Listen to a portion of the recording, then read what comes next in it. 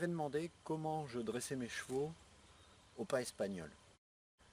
Donc là, je vous présente Kéline, une jument de trait bretonne de 17 ans, donc qui sait absolument rien faire, que je viens de récupérer dans le pré, qui est un peu à l'abandon dans son paddock paradise. J'ai mis 1 heure à lui brosser la crinière et il me faudra encore une dizaine de jours avant que j'ai enlevé toutes les boules collantes qu'elle a dedans. Donc j'ai pris cette jument parce que comme elle sait rien faire, je vais pouvoir vous montrer comment je fais. Alors, tout d'abord, lorsque j'ai fait ma vidéo sur le pas espagnol, j'ai montré qu'une fois que les chevaux étaient dressés, on pouvait le faire sans stick et sans nourriture. Par contre, pour apprendre l'exercice, il est nécessaire d'avoir éventuellement un stick et éventuellement de la nourriture. Alors, moi je vais essayer de lui apprendre sans stick. Pourquoi?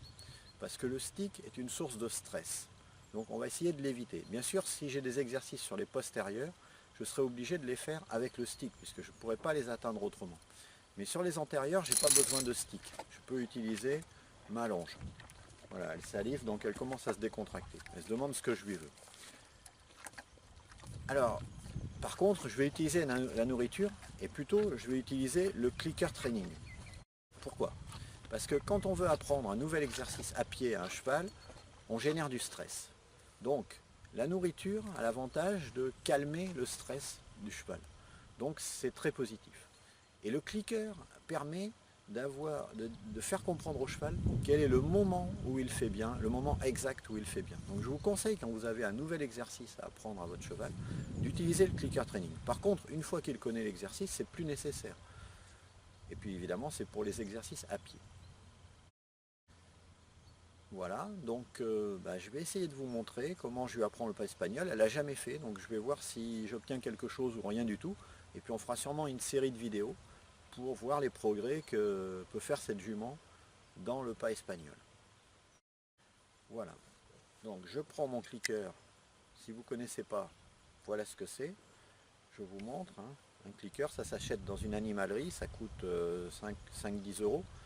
Et ça clique quand on appuie dessus à l'instant précis où le cheval fait l'exercice qu'on lui demande ou commence à faire l'exercice qu'on lui demande. Donc je vais me reculer de la caméra pour que vous voyez bien les antérieurs. Et puis on va essayer de lui demander.